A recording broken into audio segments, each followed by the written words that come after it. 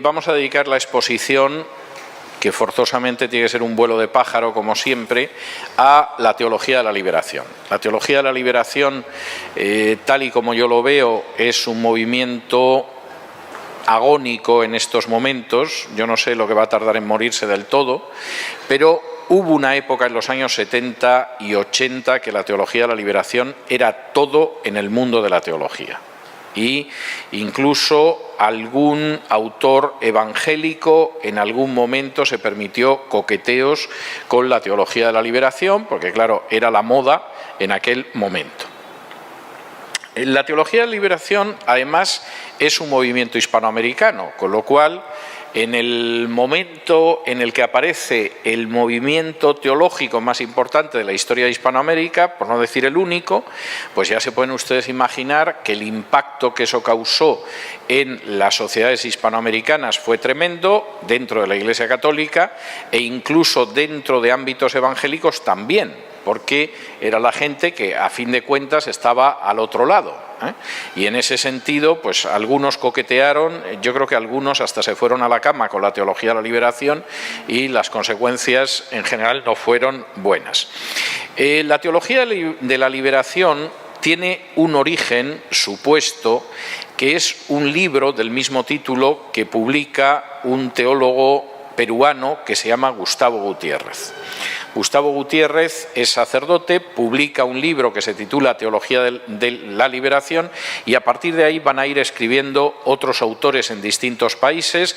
Yo creo que posiblemente el teólogo de la liberación más importante no es Gustavo Gutiérrez, a pesar del nombre que él da a la teología de la liberación, sino que es Leonardo Boff, que es brasileño. Por cierto, brasileño coqueto, porque no se llama Leonardo Boff. A pesar de ser franciscano, ese es el seudónimo de él y es mucho más bonito que su nombre de pila, con un hermano que también se decidió a colocarse un seudónimo y a llamarse Clovis Boff, que tampoco es como se llama. Tenía algún otro personaje dentro de la teología de la liberación de relevancia, como fue el caso de Juan Luis II en Uruguay, y John Sobrino, que era de origen español, igual que Yacuría, Ignacio Yacuría, vascos, y posiblemente John Sobrino sea también uno de los más interesantes. Luego a esto añádanle ustedes los coqueteos de René Padilla con la teología de la liberación, que en el caso de su hija ya no es un coqueteo, es un maridaje absoluto. La época en que el también peruano Samuel Escobar coqueteó hace mucho, con bastante más prudencia que René Padilla, o Míguez Bonino, que es otro de los que también coqueteó con la teología de la liberación y que también es de por aquí cerca. O sea, esta es la historia. La teología de la liberación, como pasa con todos los movimientos teológicos católicos, y el que no entienda esto realmente no ha entendido la Iglesia Católica y no se entera, tiene mucho que ver con una época en la que el avance de la izquierda, y además de la izquierda armada, es espectacular en América Latina.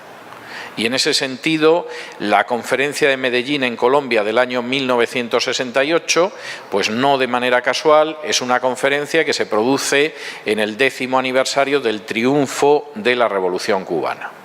Y no es en absoluto casual que, por ejemplo, en los años siguientes la teología de la liberación reciba sobre todo un enorme impulso desde la llegada al poder de los sandinistas en Nicaragua, que además tienen ministros que son sacerdotes católicos, como es el caso de Ernesto Cardenal, poeta bastante aceptable, lamentable político, peor teólogo, pero poeta bastante aceptable en su época, que por supuesto es uno de los teólogos de la liberación, aunque no se puede decir que sea ni mucho menos el más profundo.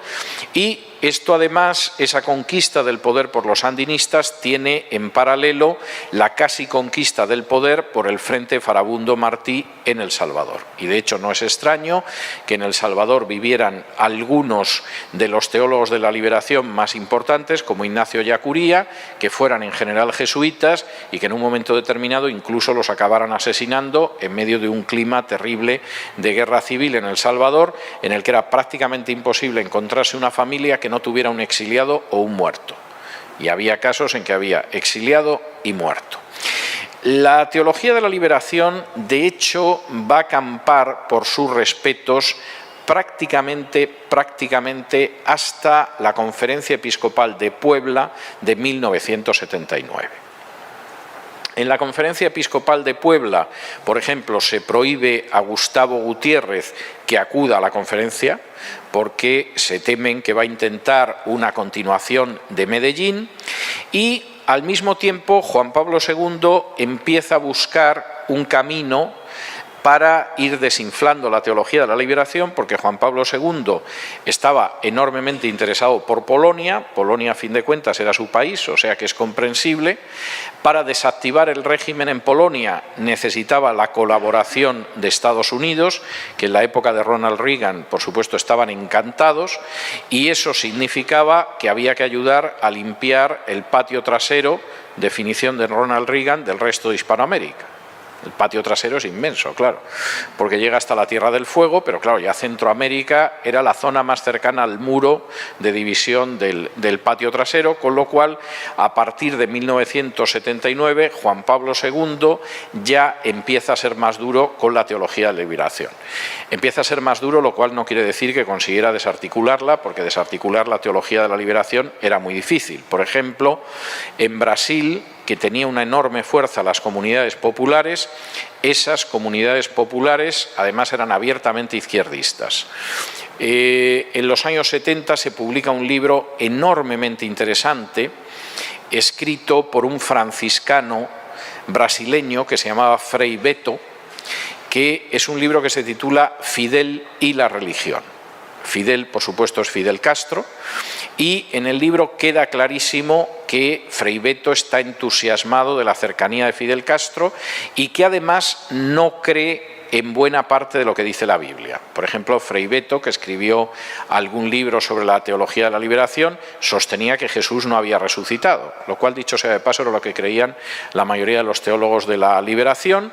Había sido ejecutado por razones políticas, y, por supuesto, la lucha era la de la liberación, y los milagros que aparecen en los evangelios eran símbolos y parábolas, pero no hechos reales. Hay unas páginas, por ejemplo, del libro en que él mismo le dice a Fidel Castro que la multiplicación de los panes y los peces es una parábola, y se queda tan fresco.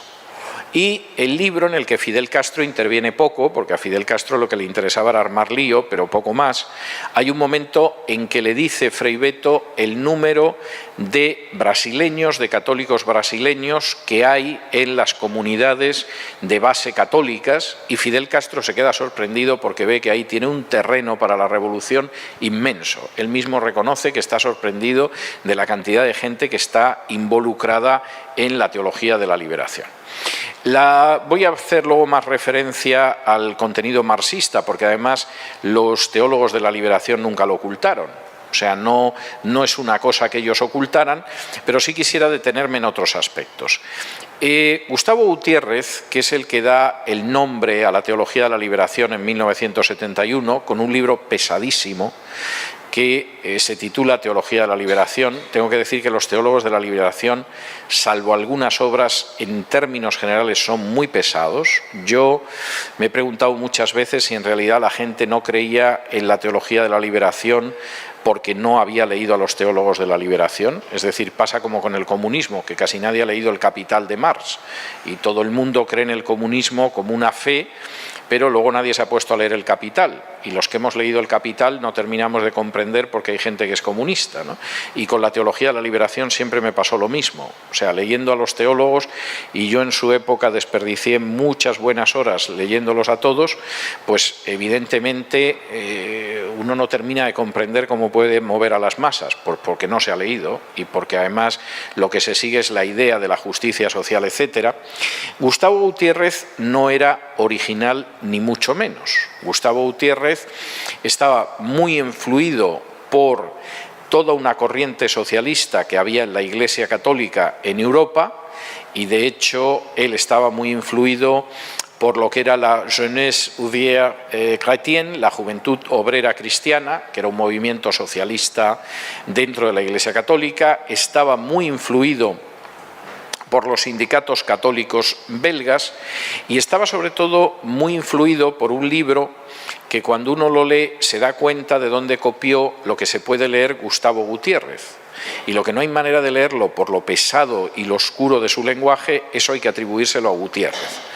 Y el libro es un libro que se publicó en el año 1965 de un autor de habla francesa que se llamaba Paul Gauthier y era un libro que se titulaba Los pobres, Jesús y la Iglesia. Paul Gauthier, al que no ha leído nadie, porque esto es lo que pasa, al final pasa como las cartas de las que hablábamos ayer de Westcott y Hort.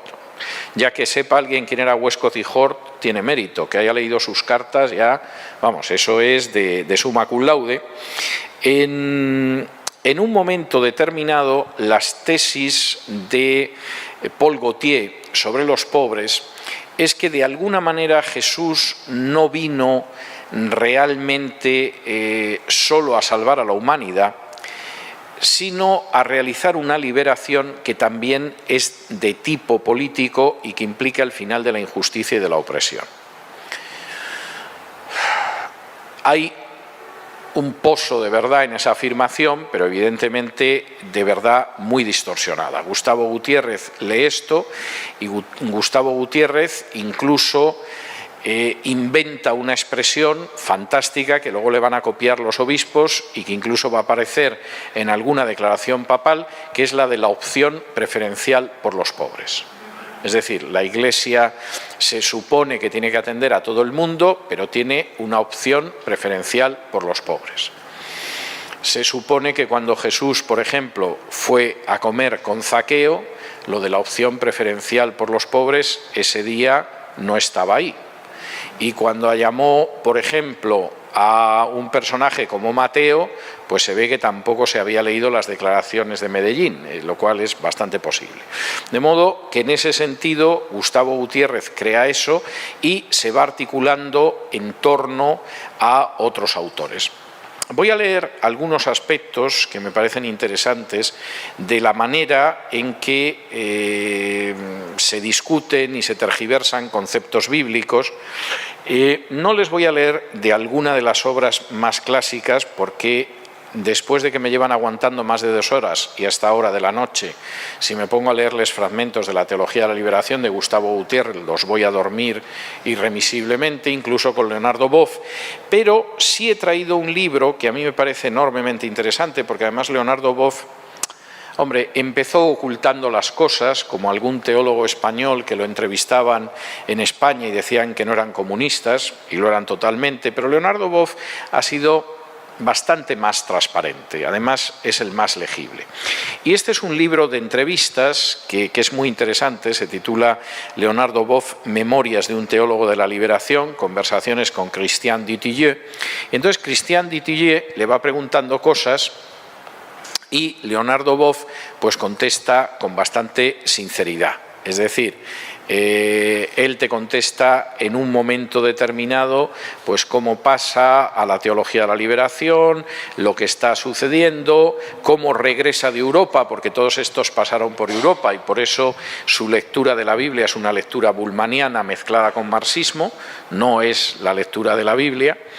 Y cómo regresa a Hispanoamérica y entonces decide apuntarse a la teología de la liberación, aunque había leído algo de Gustavo Gutiérrez cuando todavía vivía en Europa. Por cierto, hablando de tergiversación de la Biblia, hay 2 obras extraordinariamente populares de los años 70, ahora es imposible, yo creo, encontrarlas porque están muy descatalogadas, que son el Evangelio en Solentiname, que lo escribió Ernesto Cardenal. Ernesto Cardenal era sacerdote y el comentario que hacía del Evangelio todas las semanas lo acabó recopilando y publicando y se llama el Evangelio en Solentiname porque él se marchó a una comunidad que había en Solentiname, en Nicaragua.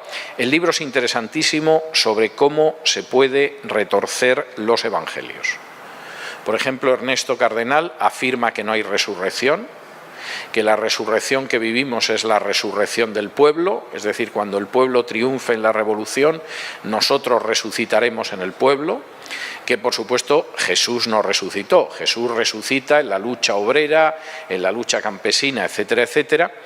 Y el otro libro es los guiones de una serie de radio que se titulaba Un tal Jesús, que estaba escrito por dos liberacionistas, que eran los hermanos Vigil, que en algún caso resulta ingeniosa la manera en que recrea los evangelios, porque eran guiones de radio, y en otros casos es para echarse a temblar totalmente. Por ejemplo, otra de las cosas que se niega totalmente es la resurrección. Y, por supuesto, Jesús se murió y resucita en la lucha obrera, etcétera, etcétera, igual que los que se molesten en analizar las letras de la misa campesina nicaragüense, que también va en la línea de la teología de la liberación, pues descubrirán que en fin, que en última instancia Cristo resucita en la lucha obrera, en la lucha campesina, pero punto final, vamos, se quedó en la tumba. En este libro de entrevistas de Leonardo Boff, que es muy interesante, le hacen preguntas y lo que contesta es para echarse a temblar. Por ejemplo, una de las preguntas es: ¿cree usted en el diablo? Y responde: esa es una buena pregunta teológica, risas. Para mí, el diablo representa la cristalización máxima de la negativa humana. El ser humano es capaz de rechazar, de decir no. Uno de los misterios más profundos de la condición humana tratado por la filosofía y la teología es saber por qué el hombre no llega a la verdad, no consigue la verdad al otro. El diablo, y en esto Bullmann consideraba que era uno de los mitos que había que quitar del Nuevo Testamento, Hans Kim va en la misma línea, el diablo no existe, el diablo es un símbolo de la negativa del ser humano. Y es curioso que una de las cuestiones en las que insiste muy a menudo precisamente Hans Kim es que hay que evitar la creencia en el diablo porque es algo que no tiene ningún tipo de sentido.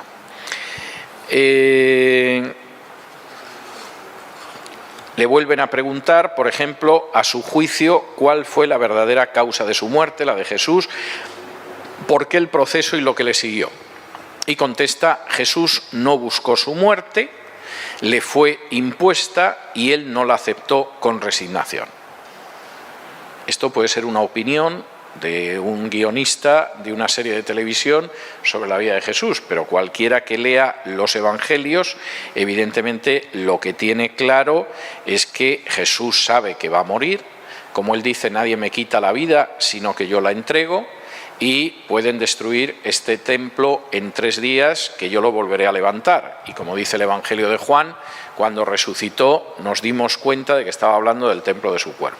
Es decir, la idea de la muerte de Jesús como que le fue impuesta y no la aceptó con resignación, etcétera, encaja muy bien dentro de esa visión del Jesús revolucionario, pero desde luego es totalmente contrario al mensaje de las Escrituras sobre la muerte de Jesús. Le pregunta a continuación el entrevistador y le dice: ¿cuál es entonces el significado de la resurrección?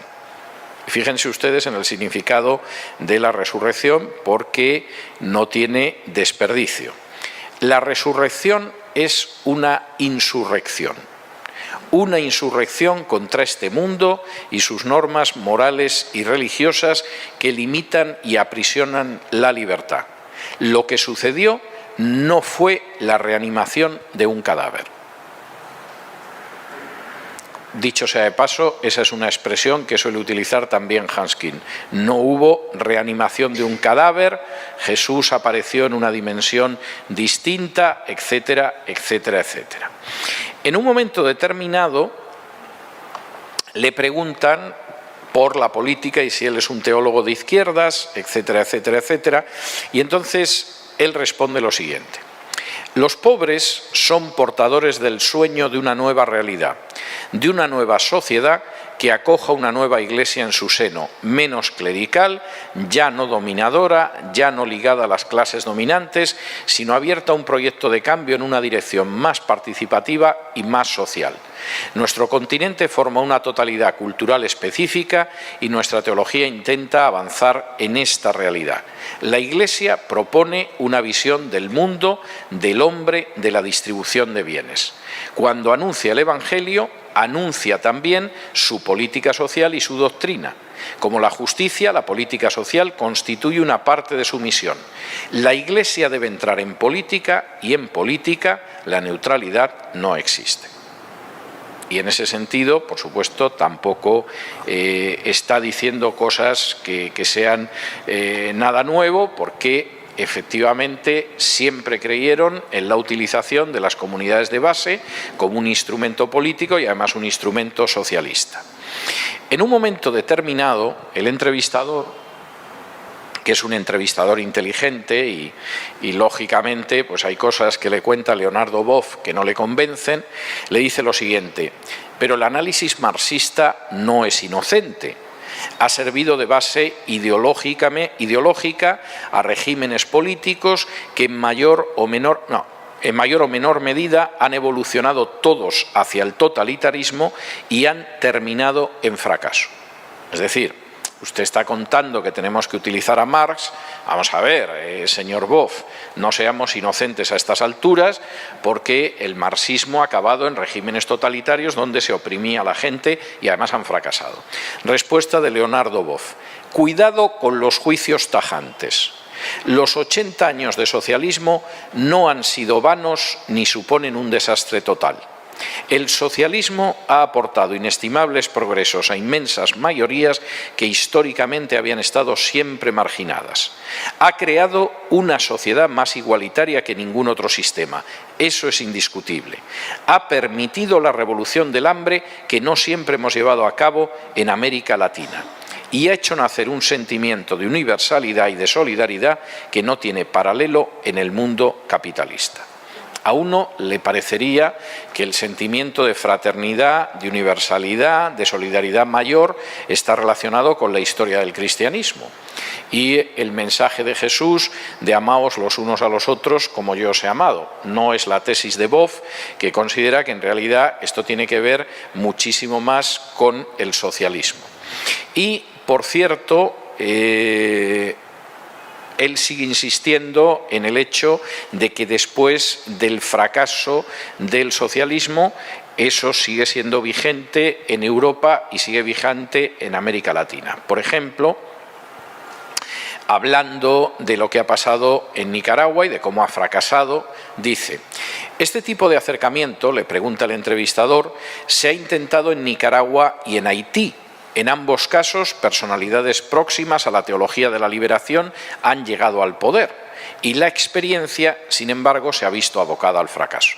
Y contesta Leonardo Boff: en Nicaragua el fracaso no ha sido el resultado de los proyectos políticos, sino consecuencia de la guerra.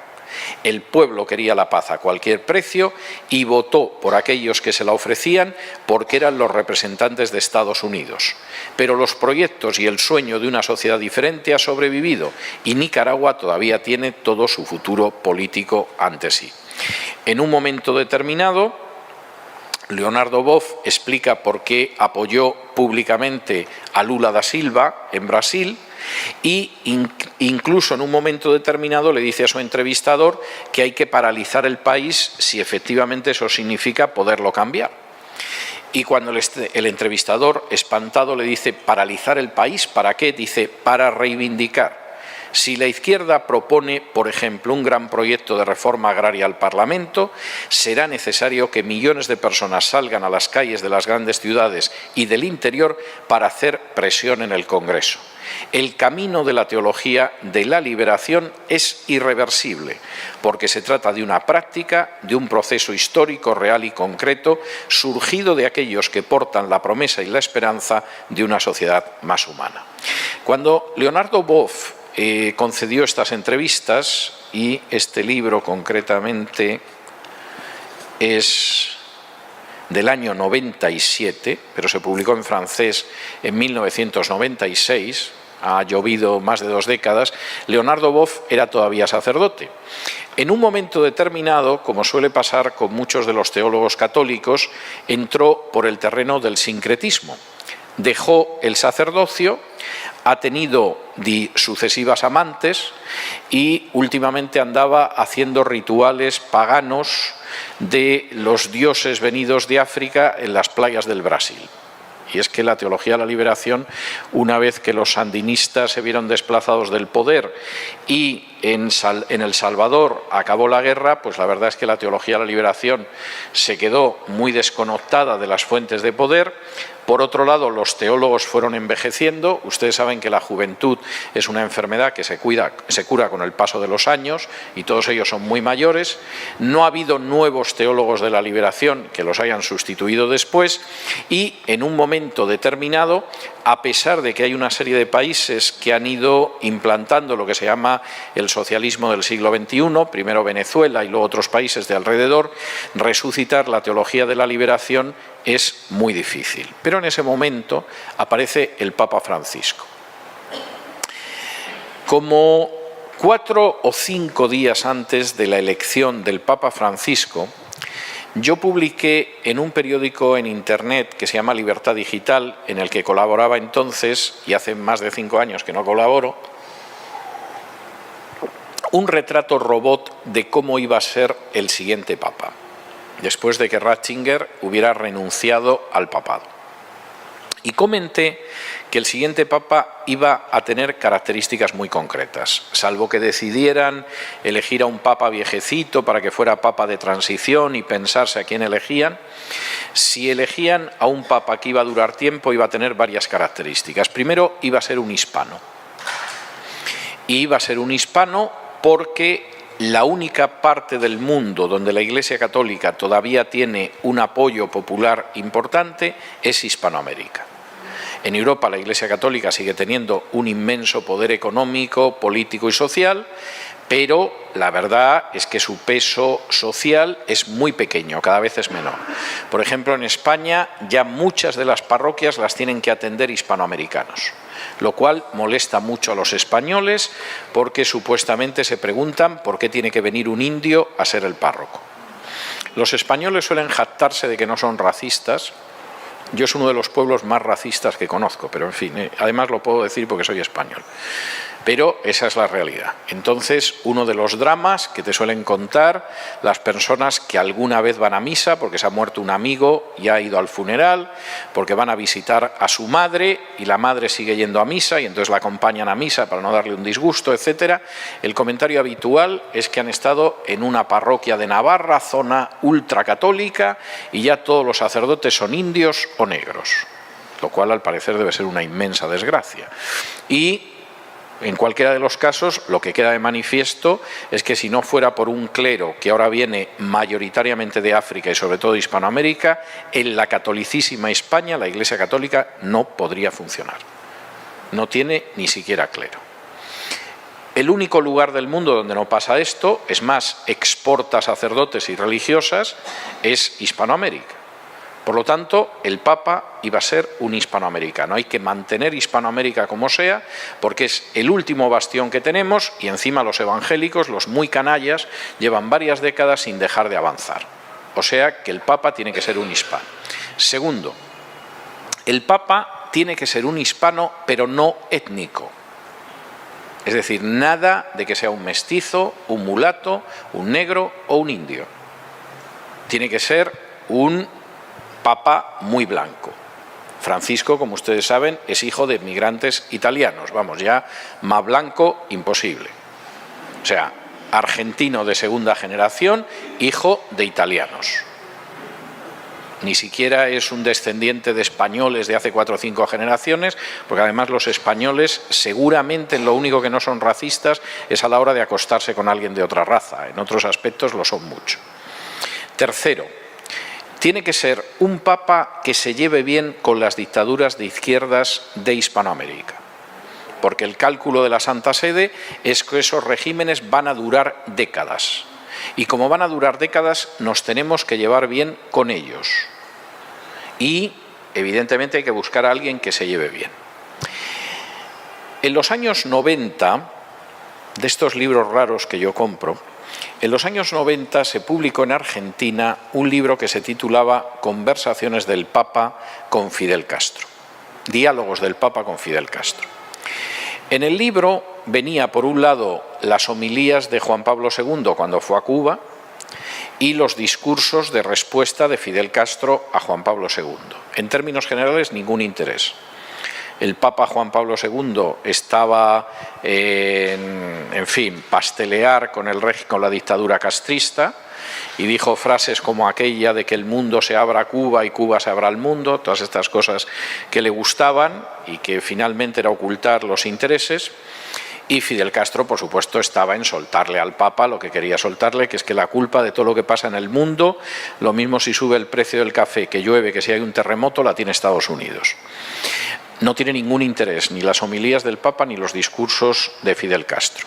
Pero el libro tiene un prólogo de 50 páginas, que ya es prólogo, es realmente un estudio, que es verdaderamente prodigioso. Porque el prólogo establece que la culpa de todo lo que le pasa a Cuba y a Hispanoamérica la tienen los Estados Unidos. Que Cuba, si ha fracasado como régimen, es por el bloqueo de los Estados Unidos. Y que si hay un régimen que se parece, aunque lamentablemente sea ateo, a la enseñanza social de la Iglesia Católica, es la dictadura cubana. El autor de esta cadena de disparates de casi 50 páginas era un arzobispo italiano-argentino que se llamaba Jorge Bergoglio y que fue elegido papa unos años después. Es decir, si alguien piensa que el Espíritu Santo influye en la elección de los papas, vamos, tiene una inocencia, no le digan ustedes que Santa Claus no existe porque le puede dar un infarto, ¿eh? Entonces, tiene una inocencia tremenda. De modo que Bergoglio era el candidato ideal. ¿Es hispano? Sí. ¿Tiene una gota de sangre india o negra? Ni por aproximación, italiano.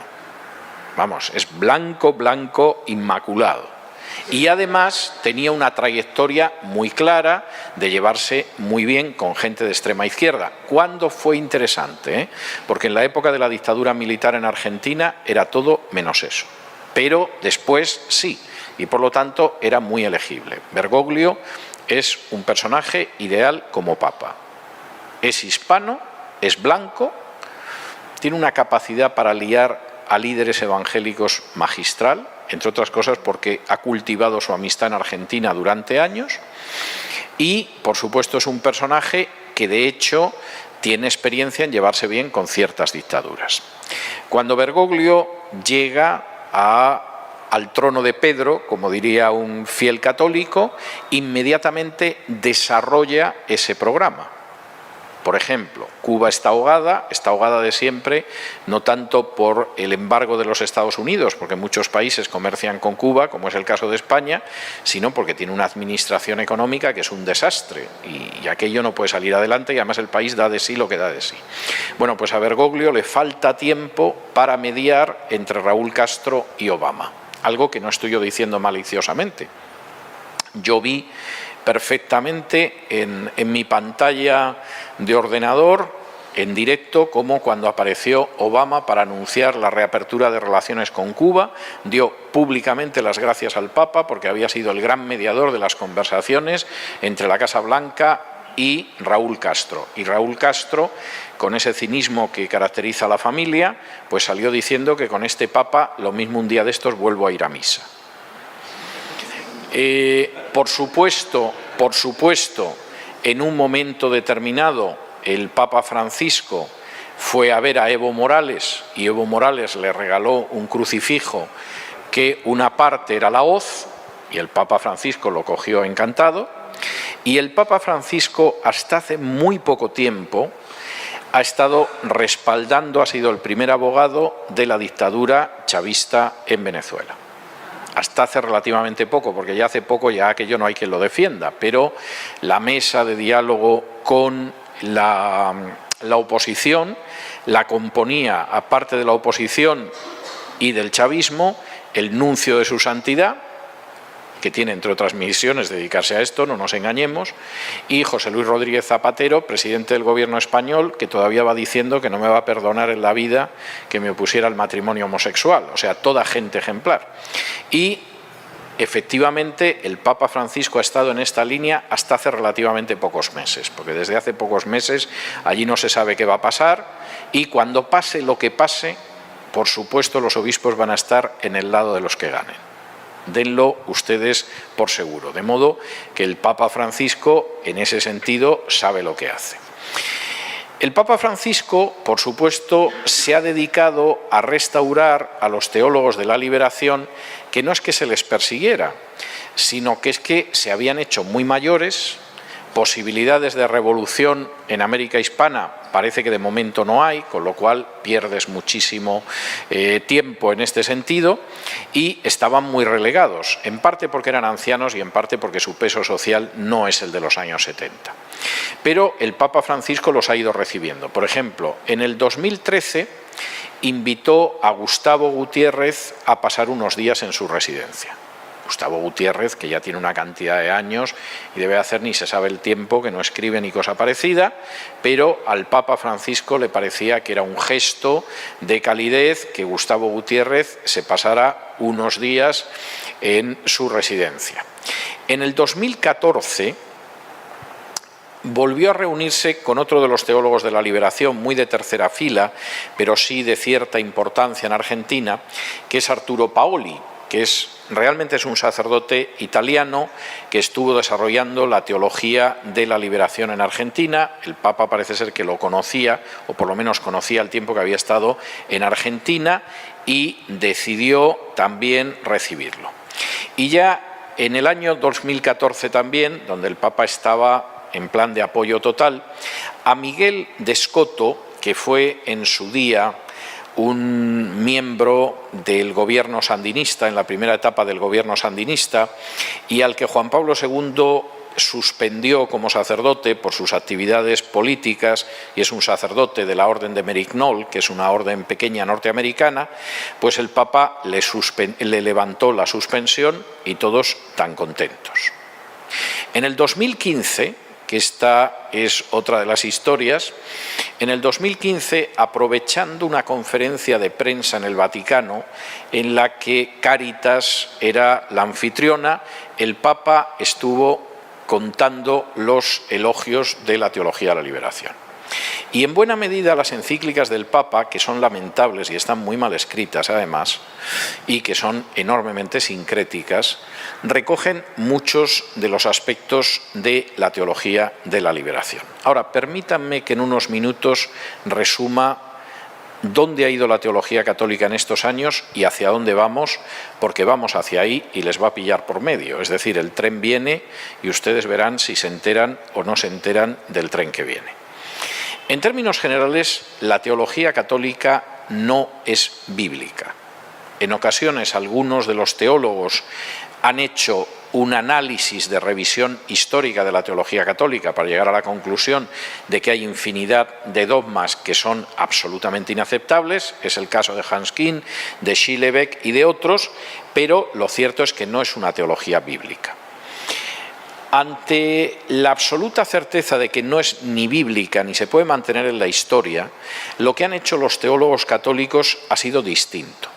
Por ejemplo, Ratzinger sabía de sobra que había dogmas católicos que eran falsos. Y basta leer los libros de entrevistas que le hicieron cuando era cardenal y ya aspiraba a ser papa para darse cuenta de los dogmas en los que no creía. Por ejemplo, en uno de los libros le preguntan por el hecho de que el Papa es el sucesor de Pedro y que efectivamente hay una creencia, supuestamente desde el siglo I, eso cree el católico de a pie, en que Pedro fue el primer obispo de Roma. Y como Ratzinger tampoco quería mentir, y Ratzinger no es un ignorante como la mayoría de los católicos, le responde: es verdad que la creencia en que Pedro estuvo en Roma y fue obispo de Roma apareció en los primeros siglos. Claro, es muy distinto decir Pedro fue el primer obispo de Roma, y esto se sabe desde el primer siglo, hay una creencia de los primeros siglos. Porque efectivamente las primeras listas de obispos de Roma no incluyen a Pedro. Y de hecho Pedro no aparece hasta finales del siglo III, ahí colocado en Roma. Con lo cual Ratzinger no mentía y procuraba orillar la cuestión. Cualquiera que haya leído los 3 libros sobre Cristo de Ratzinger, que tienen cosas interesantes y otras que no lo son, se da cuenta de que incluso la interpretación de la Biblia de Ratzinger es neobullmanniana. Y desde luego en muchos aspectos no es católica, lo cual tiene su gracia teniendo en cuenta que los publicó siendo papa. Por ejemplo, cada vez que llega a un pasaje que los católicos han torcido para un dogma, Ratzinger lo salta. Entonces, cuando llega el famoso pasaje de Mateo 16, 18, de la piedra sobre la que levantaré la Iglesia, que la Iglesia católica torcidamente interpreta como que la piedra es Pedro, Ratzinger no dice ni palabra. Ni palabra. Lo cual, escrito por un papa, llama como mínimo la atención, reconózcanlo ustedes. Bueno, pues Ratzinger no dice ni palabra, pasa por encima. Cuando en algún otro caso aparece alguno de los textos que tuerce la teología católica para hablar del primado de Roma, por regla general Ratzinger lo salta y no lo comenta. Lo cual, insisto, llama mucho la atención. Que eso lo haga un teólogo protestante o que incluso diga esto no tiene nada que ver con Pedro, tiene lógica. Pero que eso lo orille un papa dice muchísimo. Y cuando uno sabe leer entre líneas su teología sobre Cristo, se queda asombrado. Pero claro, Ratzinger en esto coincide con Kuhn y con otros. Saben lo que es mentira, pero luego son neobullmannianos a la hora de leer la Biblia. Y, por ejemplo, Ratzinger se descuelga en el 2.º volumen diciendo que lo que Cristo pensaba sobre sí mismo no lo sabemos. Es decir, nosotros creemos que es el Mesías, el Hijo de Dios, etc. Pero ¿qué pensaba Jesús sobre sí mismo? Es un enigma. Claro, hay que tener una lectura torcida de los evangelios en el estilo neobullmanniano para negar lo que Jesús pensaba sobre sí mismo, porque lo dice en multitud de ocasiones y desde luego con una enorme claridad. Y cuando en un momento determinado Pedro lo confiesa en Cesarea de Filipo, Jesús le dice: esto no has llegado tú por tus entendederas a esta conclusión, sino que esto te lo ha revelado mi Padre. Pero Jesús es muy claro sobre quién es.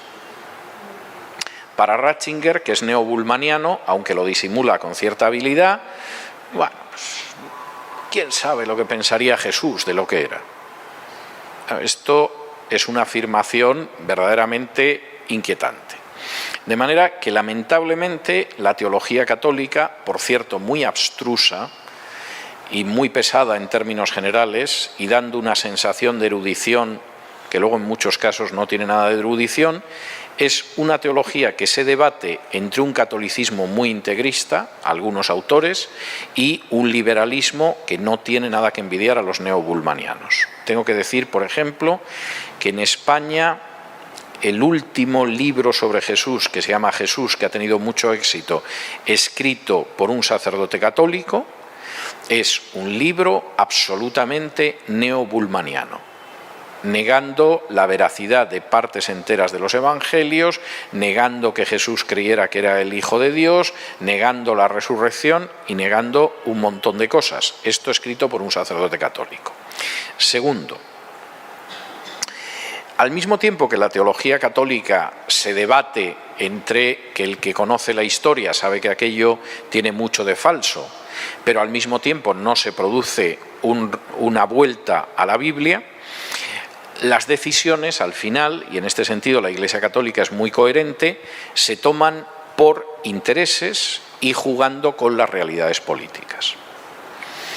El interés en estos momentos de la Iglesia Católica en Hispanoamérica es frenar primero a los evangélicos y después reconquistar el terreno perdido. Lo pueden ustedes ver o no ver, pero es así. Y más vale que estén preparados. Porque el primer paso va a ser frenar o intentar frenar y el segundo va a ser una contraofensiva verdaderamente pavorosa. De modo que más vale que se preparen, que se instruyan, que conozcan bien su Biblia y que sepan cómo responder a los apologistas católicos. Porque eso se les viene encima. Es más, eso ya está en marcha.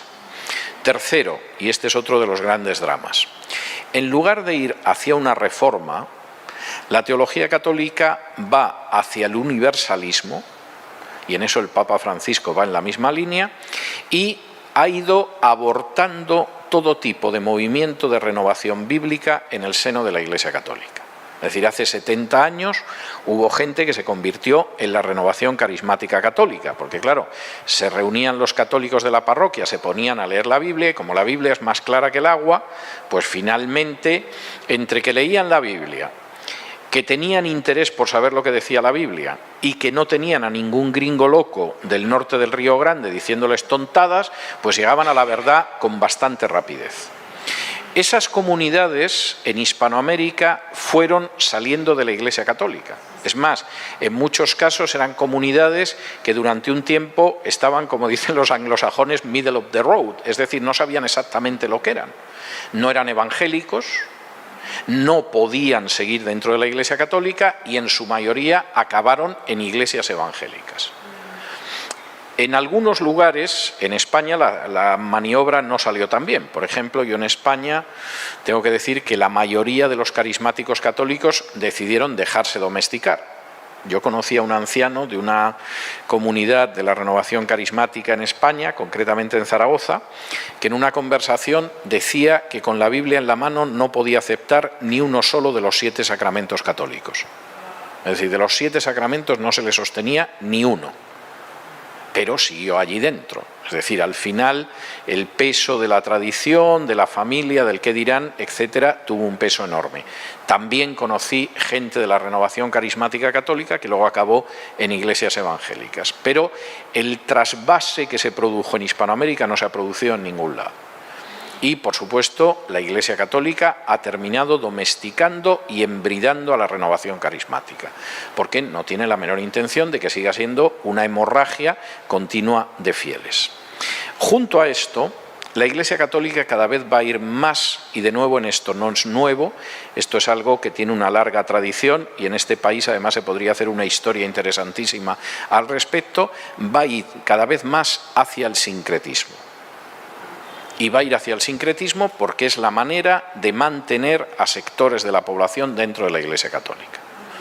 Y en ese sentido, los llamamientos a un gobierno universal que ya hizo Benedicto XVI y que ha repetido el Papa Francisco. Por supuesto, un gobierno universal que, a ser posible, tenga como asesor a la Santa Sede, claro está. Pero la idea de que un gobierno universal es el único que puede solucionar los problemas del mundo. O, por ejemplo, la insistencia en aceptar todas las tradiciones religiosas que haya, incluidos los indígenas de Norteamérica. Es decir, todo.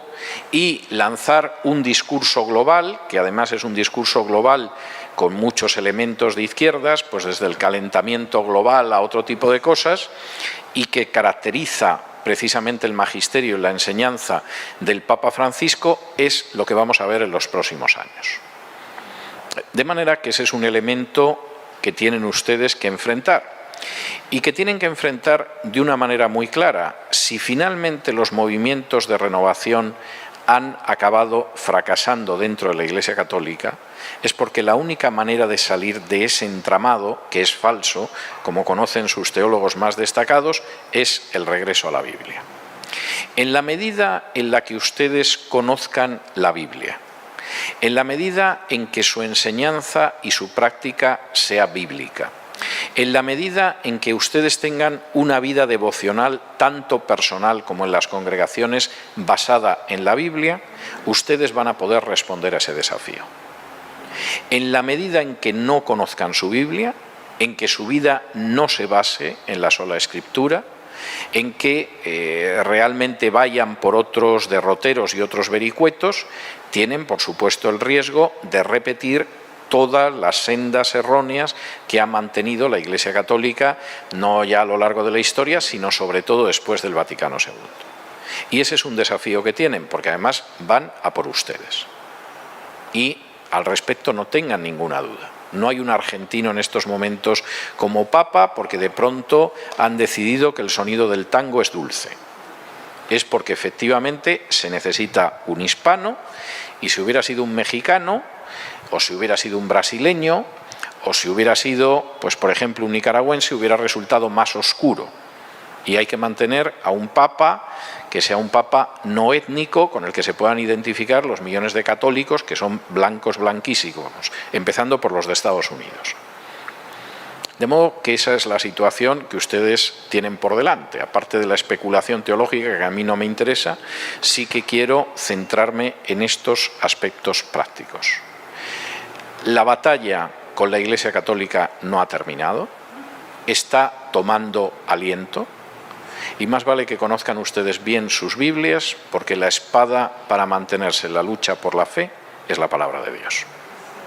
Y ahora, si tienen ustedes alguna pregunta, muy gustosamente intentaré responderla.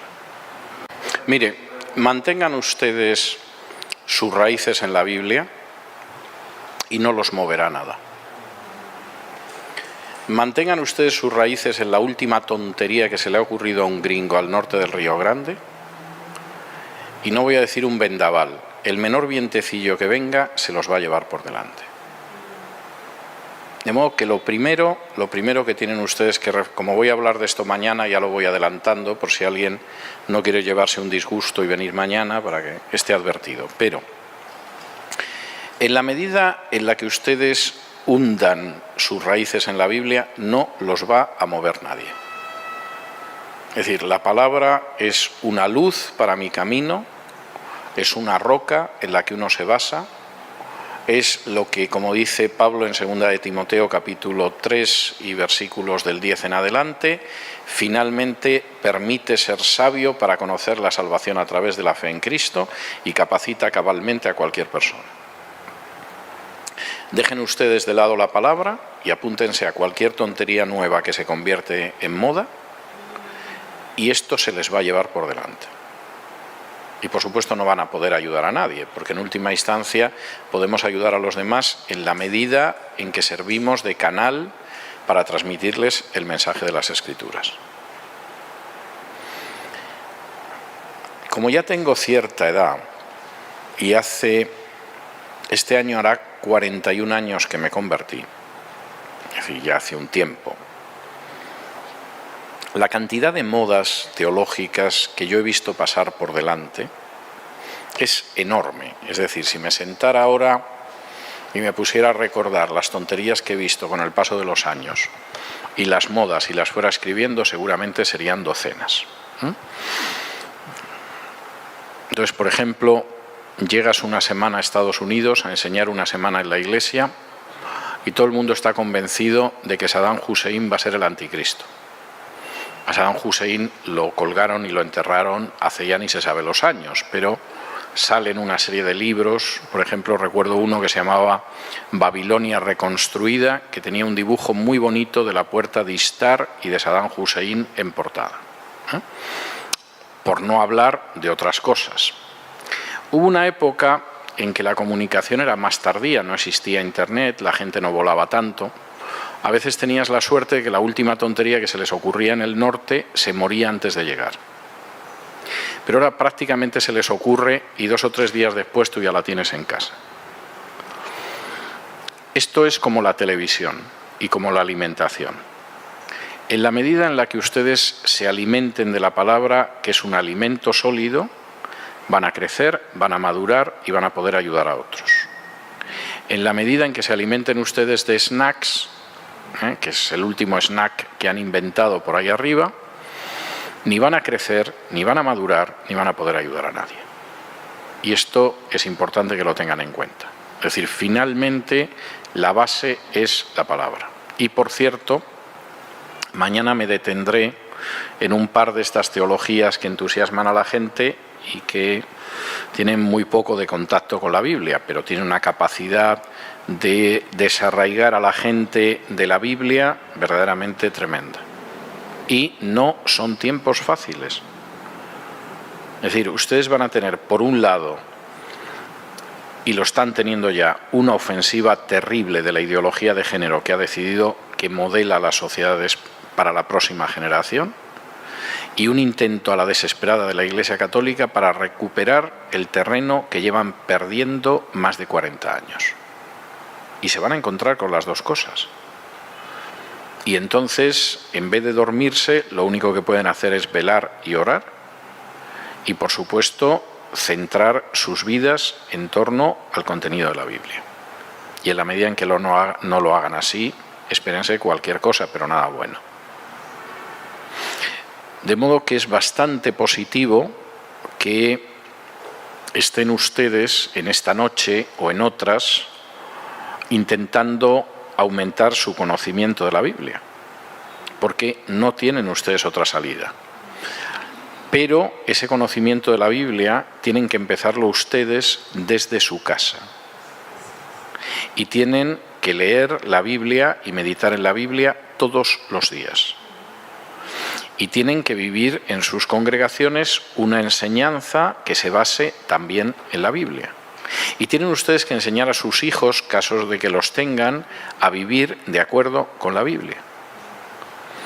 Y esa es la única manera en que van a poder ustedes sobrevivir a la sucesión de tsunamis que ya están en funcionamiento. Pues van a tener que pensar en construir alternativas. Es decir, vamos a ver, uno de los gravísimos errores que se cometió en su momento en Estados Unidos y que ustedes pueden acabar cometiendo, es que en un momento determinado decidieron que la educación era poco santa, se retiraron de la educación, dejaron la educación en manos de gente bastante indeseable y de pronto a la generación siguiente se asustaron de la educación. Bueno, os habéis retirado. ¿Qué os hace pensar que si tú te retiras del campo de batalla el enemigo no lo va a tomar?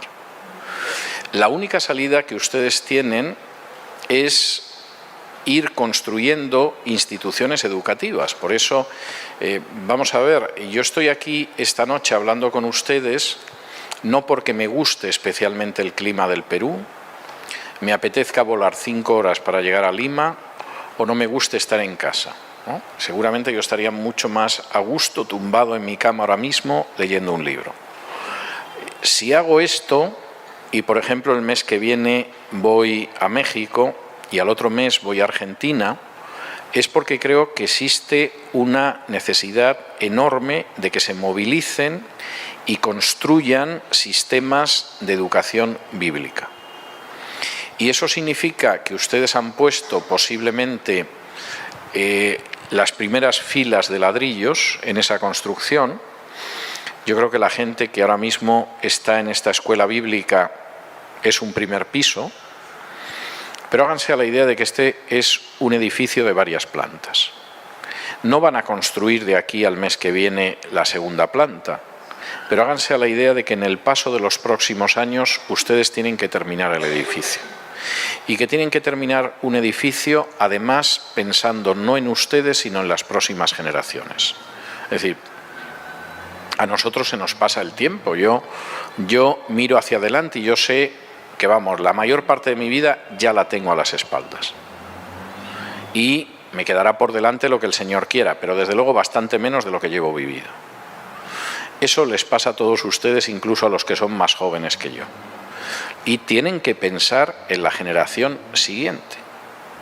Ahora, yo sé que mucha gente carece de visión y cree que el mundo se acaba en su generación. No ven nada más que hasta aquí. Bien, a lo mejor están tranquilos, no se complican mucho la vida y se sienten felices porque se creen que el mundo se acaba con ellos. No se va a acabar con ellos. Y tienen ustedes que pensar en la generación siguiente. Y si llega el Señor antes, bueno, pues si llega el Señor antes, gloria a Dios, y nos ha pillado trabajando. Pero como tú no sabes si va a llegar antes y yo tampoco, lo que tienes que hacer es trabajar. O como decía Pablo escribiendo a los tesalonicenses, el que no trabaje, que no coma. Ya va a venir el Señor, sí, pero eso no es excusa para que tú vivas de los demás y no pienses en que tienes que trabajar y en tener una proyección de futuro. Y ustedes tienen que pensar ya en la siguiente generación. Y tienen que formarse para formar a la siguiente generación. Y hacerse a la idea de que van a tener que entregar el testigo en un momento dado. Y si piensan que el mundo se acaba con ustedes, no saben el daño que están causando a la siguiente generación. Porque nadie les va a pasar el testigo de la palabra si no se lo pasan a ustedes. Y si ustedes han llegado hasta el primer nivel y consiguen construir el segundo, tienen que convencer a la siguiente generación de que hay un tercero y un cuarto y ellos lo van a hacer. Quizá ustedes no puedan acabar con todo, pero tienen que avanzar más y educar a la siguiente generación para que avance más. Y a menos que hagan eso, efectivamente, quien tomará las instituciones educativas del país por un lado y las instituciones teológicas por otro, es gente que en última instancia va a desviar a una generación tras otra. Y eso ha pasado en Europa, ha pasado en cierta medida en Estados Unidos y puede pasar en el Perú. La historia no se acaba con nosotros. Y hay que pensar en la siguiente generación. Y si se molestan ustedes en leer las cartas de la Biblia, está clarísimo que tanto Pablo como Pedro como Judas piensan en la siguiente generación. Y en la gente a la que van a educar y en la gente que les va a sustituir. Y eso es algo que ustedes también tienen que pensar. Formen a sus jóvenes. Fórmense ustedes, pero empiecen a formar a sus jóvenes porque son los que les van a sustituir. Y si ustedes no les proporcionan el bagaje y las armas y el equipaje para eso, los van a dejar desnudos en medio del mundo. Y en un mundo donde además, como dice Jesús, somos ovejas enviadas en medio de lobos. De modo que todo lo que ustedes puedan hacer en ese terreno es algo que el Señor va a bendecir, pero es que además lo tienen que hacer, es absolutamente necesario.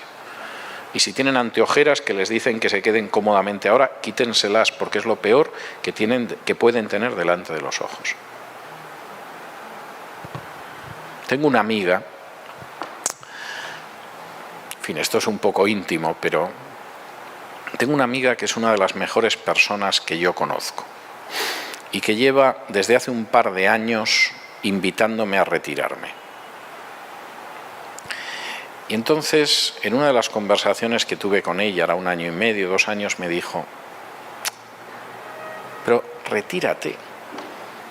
Es decir, aunque escribas de vez en cuando simplemente para poder pagar las facturas de la luz, etcétera, etcétera, con los años que te quedan de vida, ¿por qué no los vives tranquilos?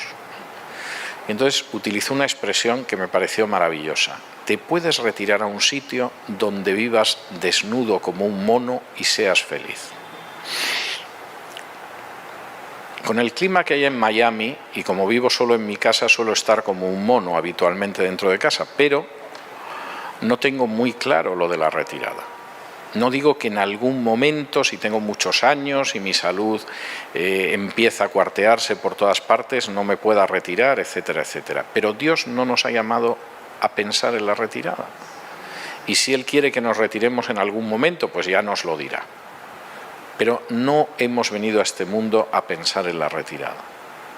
Hemos venido para trabajar en el presente y para ayudar a las siguientes generaciones a construir el futuro. Y a mí eso me parece enormemente importante. Y cuando no se hace eso, pues lo que puede venir es verdaderamente terrorífico.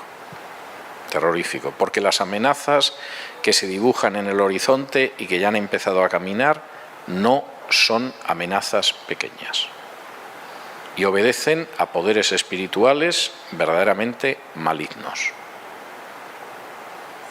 No tengo ninguna duda al respecto.